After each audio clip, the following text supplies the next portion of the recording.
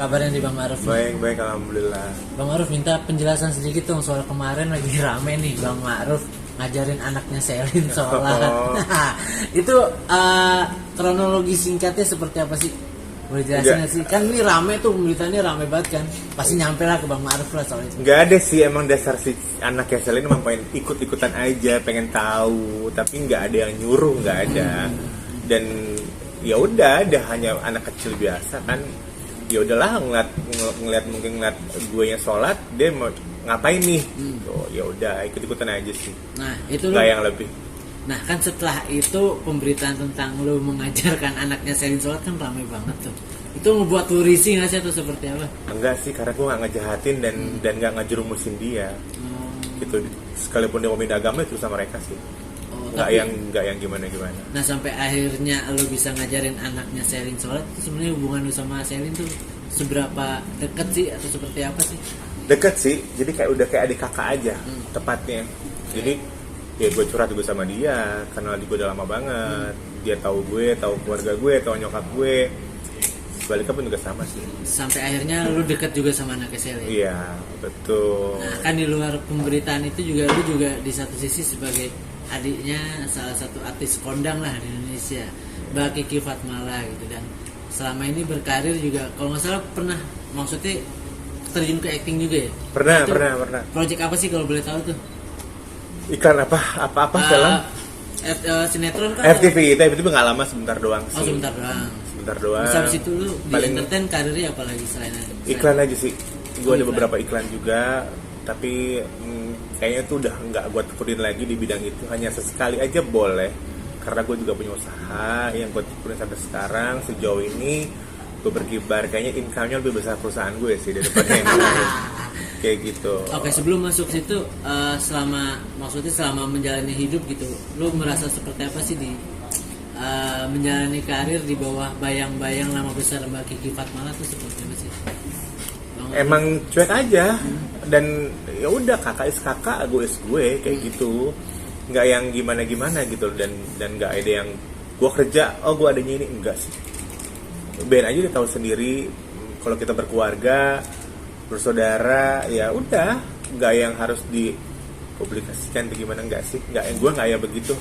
Kerja ya, Ma'ruf is Ma'ruf gitu. Tapi Kiki is Kiki. Lu pernah main FTV, terus juga model iklan, model foto juga. Apakah memang lu juga pengen mengikuti jejak karir lu, ikutin jejak karirnya Mbak Kiki kan untuk menjadi artis gitu? Mau aja, tapi kayaknya harus bener-bener tekunin sebenarnya. Cuma saat ini enggak dulu, karena gue lebih enjoy sama kerjaan gue sekarang. Oke, kalau boleh tahu di balik semua pemberitaan soal anaknya Selin atau Mbak Kiki gitu, lu tuh sosok siapa sih nih sosok Ma'ruf ini kan banyak banget yang nggak tahu ya. Iya benar. Ya gue Ma'ruf Ashari gitu, dan orang memberitakan gue kayak gimana yang banyak sih itu, tapi enggak gue pernah gubris, gue diemin aja gitulah. Jadi gue adalah Ma'ruf yang enggak yang menekunin di dunia entertainment, hanya sesaat aja, sesekali boleh, karena udah udah enjoy di posisi sekarang sih. Nah, posisi sekarang kerjaan lu tuh apa sih?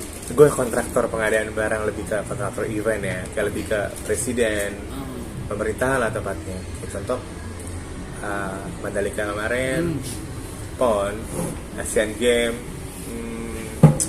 sidang Sinode Papua, itu gue handle sih. Dan ada beberapa juga kayak Mahkamah Agung, banyak sih. Alhamdulillahnya, ya mereka mempercayakan gue yang bukan apa-apa dengan sumber semudah ini. Ya gue thanks God banget sih sebenarnya, dan bangga dengan diri sendiri sebenarnya. Udah berapa lama lu nekunin profesi sebagai kontraktor pengadaan barang ya? Mungkin lebih dari 10 tahun kali ya, 12 tahun mungkin saat ini. Berawal dari pelan ternyata enjoy juga nih. Ya udah, benar-benar gue tekunin banget sih. Selain yang tadi, proyek apa aja sih yang udah lu jalanin gitu? Kan tadi dari pihak pemerintahan lu jalan, dari mana jalan, apa aja sih maksudnya proyek lain yang mungkin membesarkan nama lu di profesi lu saat ini gitu? Proyek yang lain banyak banget, yang swasta pun juga ada. kayak Ciputra.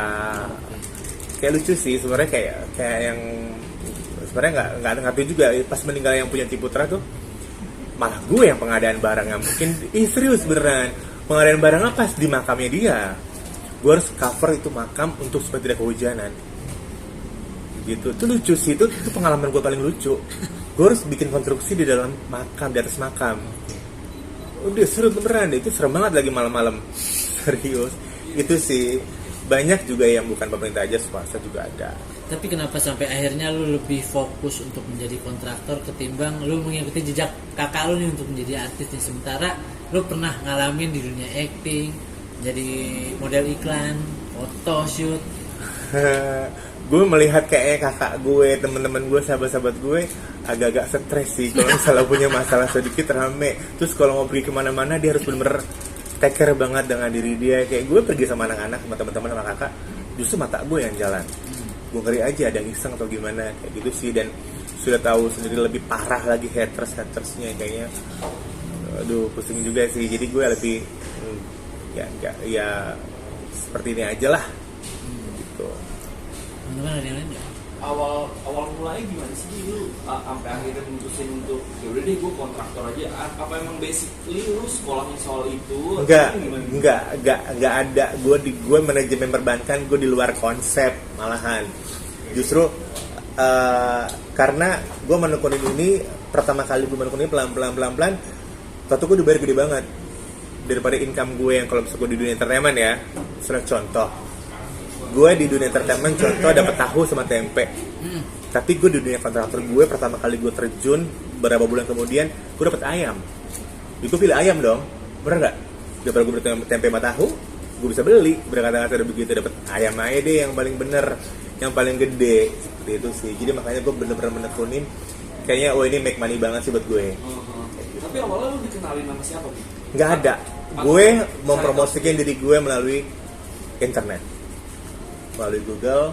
Gue sampai join sama Google-nya langsung di Singapura, dan Google-nya Singapura sendiri pun merespon gue dengan baik selama ini sih, sampai detik ini.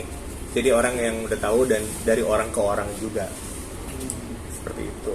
Berarti mulai maksudnya lebih enjoy di profesi ini ya dibandingkan Betul. lu harus menjadi artis gitu. Sesekali aja sebenarnya, nggak, bukannya meninggalkan semua, enggak. Terima foto, job foto masih kayak bintang tamu atau apa ya, masih aja sih. Tapi kalau yang diseriusin banget enggak, karena gue melihat teman-teman gue pergi itu pun kayak mau kemana-mana agak-agak tertekan juga.